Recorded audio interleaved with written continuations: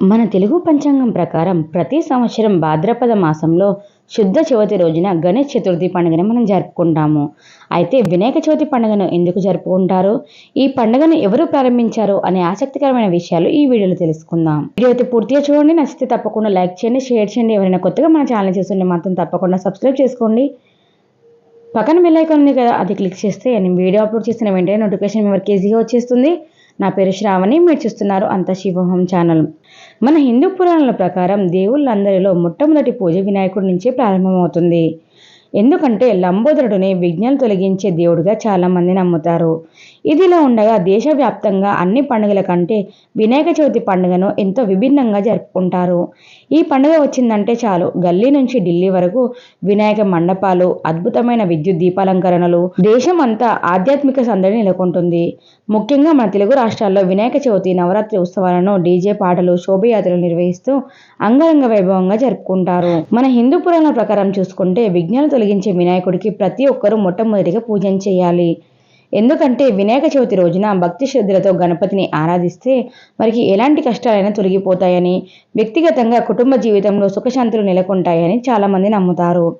హిందూ మత విశ్వాసాల ప్రకారం ఆ పరమేశ్వరుడు విఘ్నాధిపత్యం అధికారాన్ని విఘ్నేశ్వరుడికే ఇచ్చారు.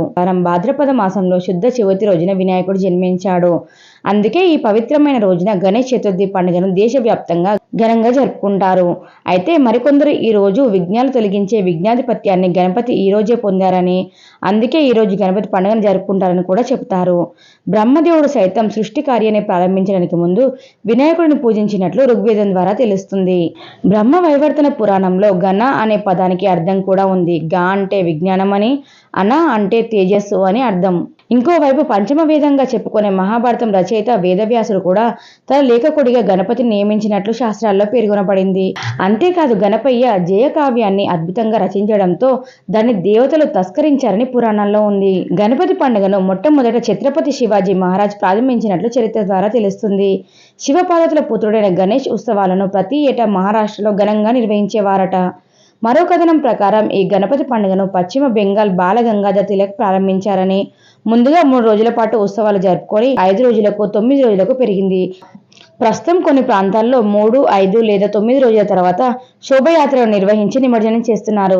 చూసారు కదండి మనకి గణపతి పండుగ ఎలా వచ్చింది, ఎవరు మొదటగా గణపతిని ప్రతిష్ఠించారు అని తెలుసుకున్నారు కదా. మీకు ఈ వీడియో ఎలా అనిపించింది ఏంటి అది కింద కామెంట్ చేయండి. వీడియో నచ్చితే తప్పకుండా ఒక లైక్ చేయండి, షేర్ చేయండి. ఎవరైనా కొత్తగా మన ఛానల్ చూస్తుంటే మాత్రం తప్పకుండా సబ్స్క్రైబ్ చేసుకోండి. పక్కన బెల్ ఐకాన్ ఉంది కదా, అది క్లిక్ చేస్తే నేను వీడియో అప్లోడ్ చేసిన వెంటనే నోటిఫికేషన్ మీ వరకు ఈజీగా వచ్చేస్తుంది. Thank you for watching.